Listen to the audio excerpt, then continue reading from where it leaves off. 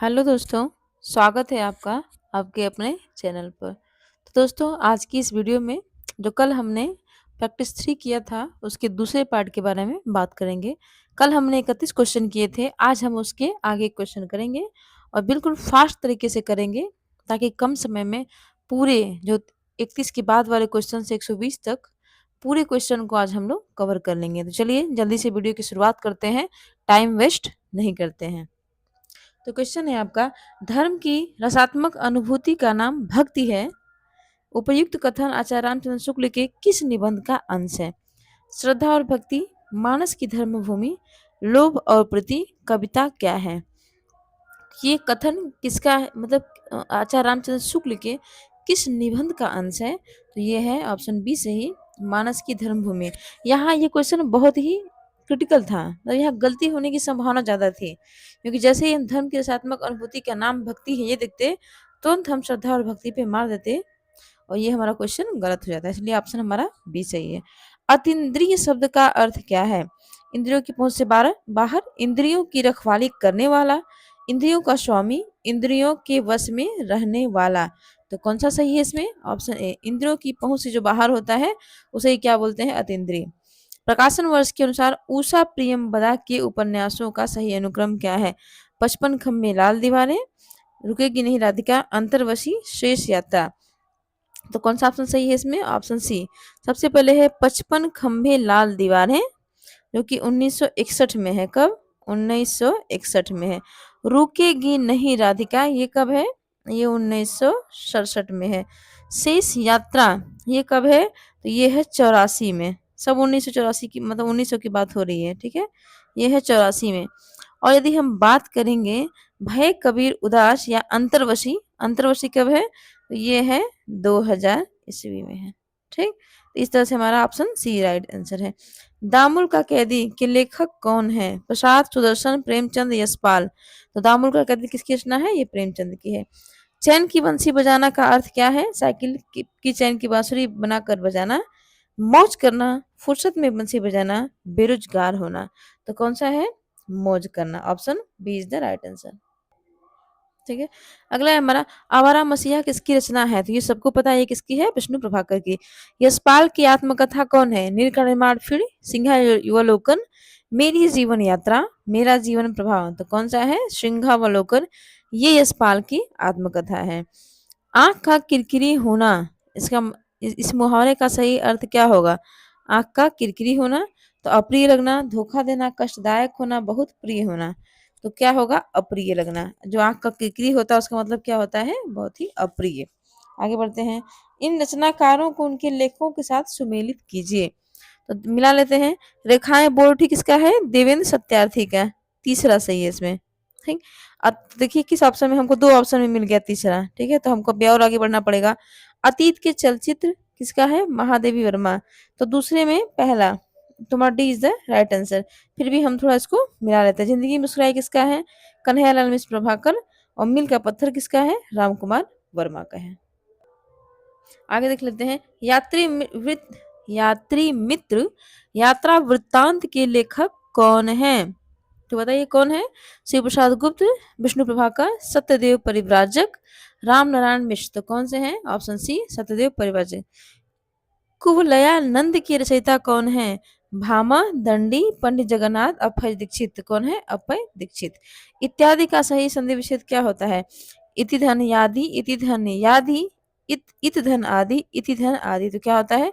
इति धन आदि बराबर इत्यादि। निम्नलिखित ग्रंथ और उनके ग्रंथकारों को सुमेलित कीजिए। रस गंगाधार किसका है? तो ये है पंडित जगन्नाथ का। तो ए में क्या हो जाएगा? पांचवा। देखिए किस ऑप्शन में, तो हमको दो ऑप्शन मिल रहे हैं, दो ऑप्शन पांचवा है, जिससे हमको और आगे बढ़ना पड़ेगा। साहित्य दर्पण किसका है? तो साहित्य दर्पण है किसका? विश्वनाथ का। तो देखिए साहित्य दर्पण विश्वनाथ। ए में, बी में तीसरा। तो हमको ये वाला option A is the right answer. फिर भी हम लोग मिला लेते हैं। काव्य प्रकाश किसका है? मम्मट का। वक्रोन्ति जीवितम किसका है? तो ये है कुंतक का। सॉरी, चौथा कुंतक का। आगे बढ़ते हैं हम लोग। जहां शब्द में जहां मूल अर्थ नहीं बल्कि उसका व्यंग्यार्थ अभिप्रेत हो, वहां कौन सी शब्द शक्ति होती है? अभिधा, लक्षणा, व्यंजा, उपयुक्त, सभी। तो कौन सी होती है? ऑप्शन सी, व्यंजना शब्द शक्ति होती है। कहते हैं वैपधु कैसा अनुभव है, क्या ये आंगिक है, वाचिक है, सात्विक है, बौद्धिक है? तो कैसा है, ये हमारा सात्विक अनुभव है। अनुभव कितने भेद होते हैं, तो जो सात्विक अनुभव होता है उसके 8 भेद होते हैं। आगे देखते हैं आधा पाद बबूल का तामे तनिक पिसान लाला जी करने लगे छठे क्षमा छे दान। ठीक है, तो ये आपको पढ़ के हंसी आ रही होगी, इसमें कौन सा रस है, तो इसमें है हास्य रस। ठीक है, आगे बढ़ते हैं। भरत मुनि के रस सूत्र की भुक्तिवाद के आधार पर व्याख्या करने वाले आचार्य कौन है, श्री शंकुक, अभिनव गुप्त, विश्वनाथ, भट्टनायक। तो कौन है, भट्टनायक। बक्रोन्ति जिमतम की रचयिता कौन है, तो यह है कुंतक। भारतीय साहित्य शास्त्र में रस निष्पत्ति सिद्धांत निम्नलिखित साहित्याचार की स्थापना है किसकी है, आनंदवर्धन की, आचार्य भरत की, भट्टनायक की, पंडित जगन्नाथ की। किसकी है, तो आचार्य भरत मुनि की है। निम्नलिखित में से कौन सा छंद दोहा का विपरीत यानी उल्टा है, तो कौन सा है, दोहा का उल्टा क्या होता है, सोरठा होता है, जो कि हमारे ऑप्शन में नहीं है, इसलिए option D is the right answer. चलिए अगला देख लेते हैं हम लोग, एक सेकेंड।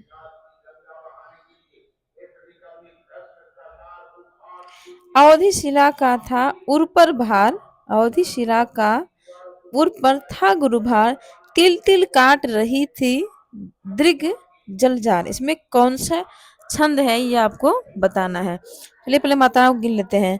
तो इसकी सब इसमें हर्ष व सब की एक मात्राएं होंगी, तो 3 मात्राएं यहाँ पे हो गई।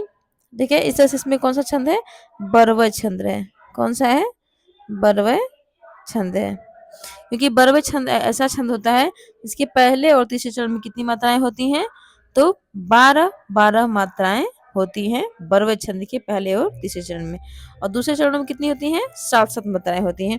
तो गिन लीजिए, यहाँ गुरु 2 3 4 2 6 1 7 हो गया ना, इस तरह से।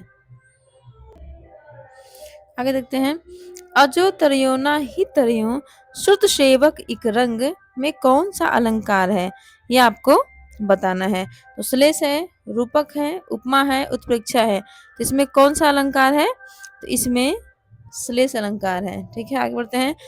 किसी युक्ति के समर्थन में की गई बात में कौन सा अलंकार होता है, जब कोई युक्ति होती है आप उसका समर्थन कर देते हैं तो उस युक्ति में कौन सा अलंकार होता है, तो उसमें होता है काव्यलिंग। Option D is the right answer. जन्म सिंधु पुनि बिंदु बंधु विष दिन मलिन सकलंक सिय मुख समता पाव किमि चंद बापुरो रंग। इन पंक्तियों में कौन सा अलंकार है, अन्वय, रूपक, उत्प्रेक्षा, व्यतिरेक। तो कौन सा है, इसमें है व्यतिरेक अलंकार। जहाँ पे व्यतिरेक अलंकार का प्रयोग वहां किया जाता है जहां उपमेय में उपमान से सकारण उत्कर्ष दिखाया जाए, वहां क्या होता है, व्यतिरेक अलंकार होता है। अधिकांश साहित्य इतिहासकारों के अनुसार हिंदी के प्रथम कवि कौन है, तो ये कौन है, सरहपा है। आगे बढ़ते हैं। निम्नलिखित पंक्तियों को उनके छंदों के साथ सुमेलित कीजिए, किस पंक्ति में कौन सा छंद है, ये आपको सुमेलित करना है। तो जब मैं था तब हरि नहीं, अब हरि है मैं नाही, इसमें कौन सा छंद है, ये आपको बताना है। ठीक, तो इसमें क्या है, दोहा है। देखिए दोहा कहाँ पे है, ए में चौथा हो जाएगा। राम कुरूप निहारती जानती कनक के नग की परछाई, इसमें कौन सा छंद है, तो ये है सवैया। तो बी में पहला। जानत है वह सृजन हारा जो कछु है मन मरम हमारा, इसमें क्या, इसमें कौन सा छंद है, इसमें है चौपाई। तो ऑप्शन डी देख लीजिए। अधर लगे हैं आन करके प्रयाण पान चाहत चलने संदेशो ले सुजान को, इसमें कौन सा, ये एक कवित्व है। इस तरह से हमारा ऑप्शन आप मिला लीजिएगा। इसमें हमारा कौन सा ऑप्शन सही हो जाएगा, डी ऑप्शन जो मिला दिए थे। वाक्यम रसात्मक काव्यम किसका सूत्र है, तो वाक्यम रसात्मक काव्यम किसने कहा है, विश्वनाथ ने कहा है। इनमें से सही अनुक्रम कौन सा है, 59 नंबर क्वेश्चन ये बताना है आपको। तो काव्यानुशासन, साहित्य दर्पण, रस मंजरी, रस गंगा धार, इसमें कौन सा ऑप्शन हमारा सही होगा, तो वो होगा ऑप्शन ए। आचार्य शंकुक द्वारा रस निष्पत्ति की व्याख्या का स्वरूप क्या है, अभिव्यक्तिवाद, अनुमितिवाद, उत्पत्तिवाद, कौन सा है, तो अनुमतिवाद किसका है, आचार्य शंकुक का है। नाटक को पंचम वेद किसने कहा है, धनंजय, भरत मुनि, भट्टनायक, भानुदत्त। तो किसने कहा है, भरत मुनि ने कहा है। किस विद्वान ने देवनागरी लिपि के स्थान पर रोमन लिपि स्वीकार करने का सुझाव दिया था, सुनीति कुमार चटर्जी, महात्मा गांधी, काका कालेलकर, विनोबा भावे। किसने कहा था, तो सुनीति कुमार चटर्जी ने कहा था। हिंदी भाषा की उत्पत्ति किससे हुई है? वैदिक संस्कृत, लौकिक संस्कृति, शौरसेनी, अपभ्रंश, प्राकृत। तो किससे हुई है? शौरसेनी, अपभ्रंश से। निम्नलिखित में से किस बोली में ने का प्रयोग नहीं होता है? खड़ी बोली, दक्षिणी हिंदी, हरियाणवी, अवधी। तो किस में नहीं होता है? तो अवधी में हिंदी की में जो ने है उसका प्रयोग नहीं होता है। आगे बढ़ते हैं। दृश्य शब्द काव्य से क्या तात्पर्य है? यानी जो दिखाई भी दे और सुनाई भी दे। तो option C is the right answer. देखने के साथ साथ सुना भी जा सके, जैसे चलचित्र, और वो क्या है? दृश्य काव्य है। इनमें से किस कवि को अभिनव जयदेव की उपाधि से विभूषित है? तो कौन है? विद्यापति, सूरदास, नंददास, कुंभनदास। तो कौन है? विद्यापति। अपभ्रंश भाषाओं का विकास हुआ है संस्कृत से, पाली भाषा से, द्रद भाषा से, संस्कृत भाषाओं से। किससे हुआ है? तो ये प्राकृत भाषाओं से हुआ है। आगे बढ़ते हैं। कुमायूनी भाषा भाषी क्षेत्र कौन सा है? जम्मू कश्मीर, हिमाचल प्रदेश, रानीखेत, नैनीताल, कुरुक्षेत्र, अंबाला, हिसार, लखीमपुरी खीरी, पीलीभीत, शाहजहांपुर। तो कौन सा है हमारा? तो रानीखेत, नैनीताल, ये क्या है? कुमाऊनी भाषा भाषी क्षेत्र है। अवधी भाषा की शब्दावली कैसी है? तत्सम बहुला, देशज बहुला, तद्भव बहुला, विदेशी शब्द बहुला। तो कैसी है? तो ये है तद्भव बहुला। आपको मिलाना है, मिलान करना है। भाषा का अन्य नाम क्या है? तो ब्रज भाषा का अन्य नाम क्या है? तो ब्रज भाषा का अन्य नाम है अंतर्वेदी। अवधी का क्या है? अवधी कहते हैं बैसवाड़ी। हरियाणवी का क्या है? इसको कहते हैं बांग्लो। छत्तीसगढ़ी को क्या कहते हैं? खलटाही। इस तरह से हमारा कौन सा ऑप्शन सही होगा? Option C is the right answer. आगे बढ़ते हैं।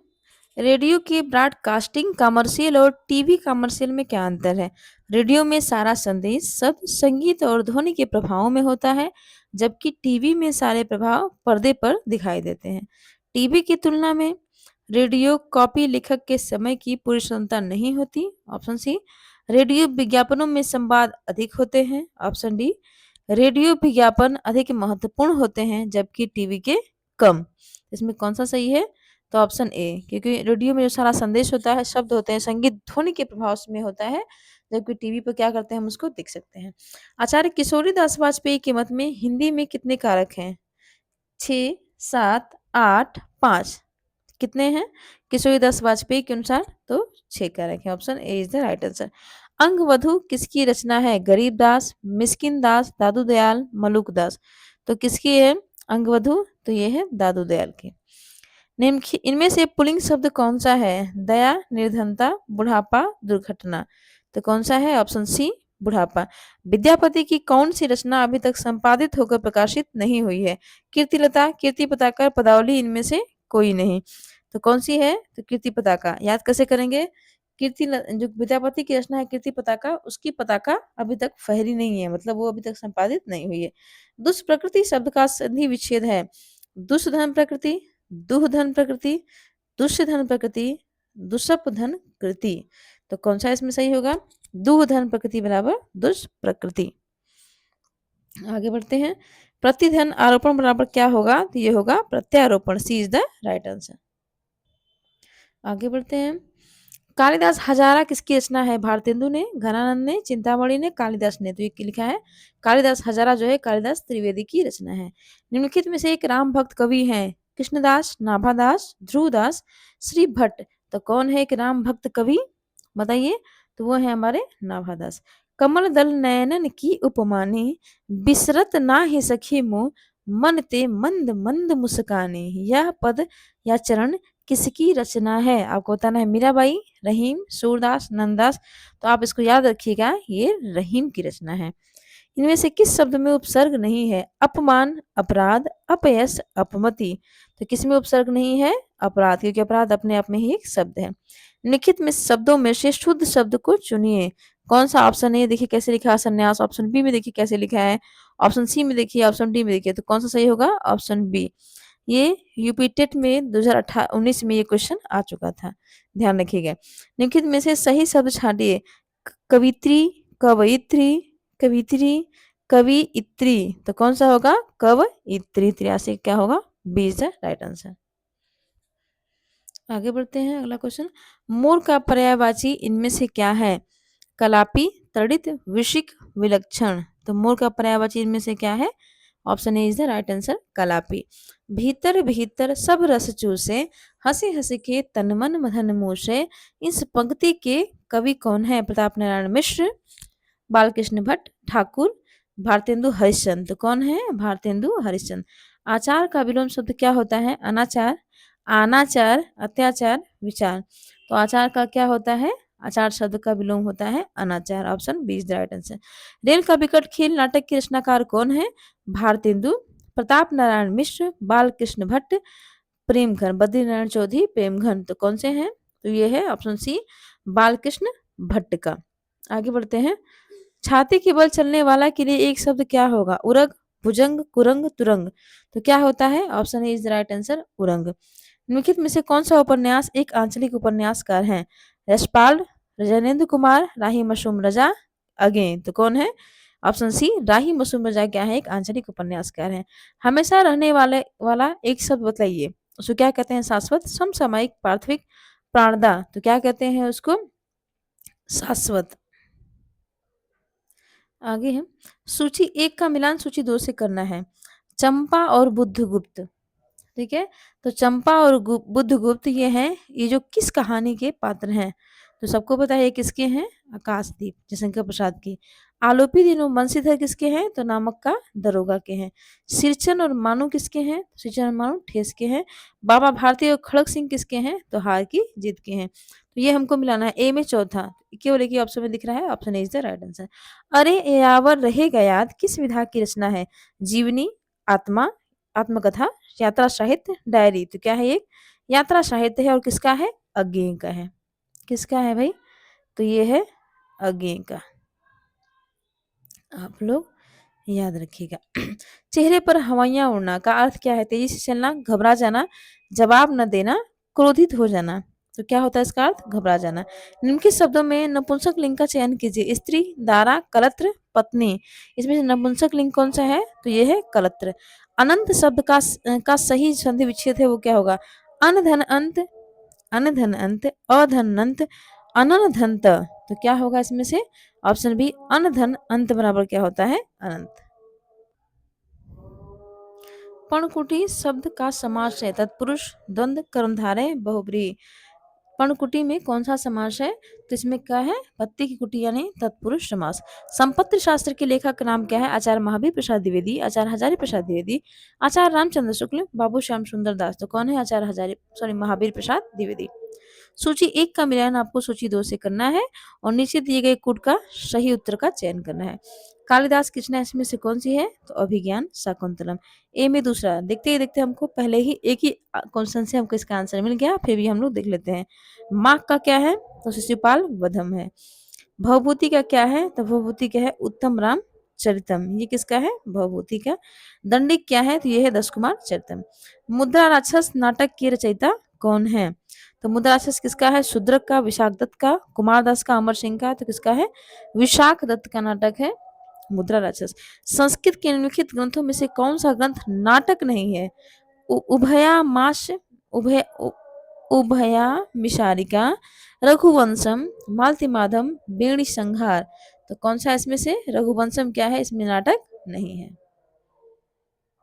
आगे देखते हैं। शिशुपाल वधम के नाटककार कौन है? भामा, भारवी, कुंतक, माघ। तो कौन है? माघ। उत्तम रामचरितम के रचनाकार कौन है? तो ये कौन है? भवभूति। उपमा, पद, लालित्य और अर्थ गौरव की दृष्टि से एक साथ तीनों गुणों से युक्त कौन सा संस्कृत कवि प्रसिद्ध है? एक दोहा आप सभी लोग जानते होंगे जो कि बहुत ही प्रसिद्ध है। उपमा कालिदासस्य भारवी अर्थ गौरवम, ठीक है, और माघे संति त्रयोदश। तो माघ में सभी चीज है। क्या है? तो कौन से कवि हैं वो? Magha. Option D is the. जिस शास्त्र में शब्दों के शुद्ध रूप और प्रयोग के नियमों का निरूपण होता है उसे क्या कहते हैं? पिंगल शास्त्र, भाषा शास्त्र, व्याकरण। उपयुक्त में से कोई नहीं। तो क्या कहते हैं उसे? व्याकरण। माघ की रचना है मृच्छकटिकम, प्रतिमान नाटकम, विक्रमोर्वशीयम या रत्नावली। तो कौन सा इनका है? प्रतिमान नाटकम। गीत गोविंद के रचयिता कौन है? बाणभट्ट, जयदेव, कालिदास, भारवी। तो कौन है? जयदेव। स्वस्तु का संधि विच्छेद क्या होता? स्वस्ति धन अस्तु, स्वधन अत्यस्तु, स्वस्त्य धन अरस्तु, स्वधन स्तत्यु। तो कौन सा इसमें सही होगा? तो ऑप्शन ए स्वस्ति धन अस्तु बराबर क्या होता है, स्वस्त्यस्तु। वक्रतुंड सिद्धांत के प्रवर्तक कौन है, कुंतक भामह आनंदवर्धन विश्वनाथ। तो कौन है इसके, वक्रतुंड संप्रदाय के कौन है, आचार्य कुंतक है। चंद्रकांति शब्द में समास है, बहुब्रीहि कर्मधारय तत्पुरुष, इनमें से कोई नहीं। तो कौन सा है, कर्मधारय समास। अनुदिनम में कौन सा समास है, अव्ययी भाव कर्मधारय बहुब्रीहि द्वंद्व। तो कौन सा है इसमें, अव्ययी भाव समास। Option A is the right answer.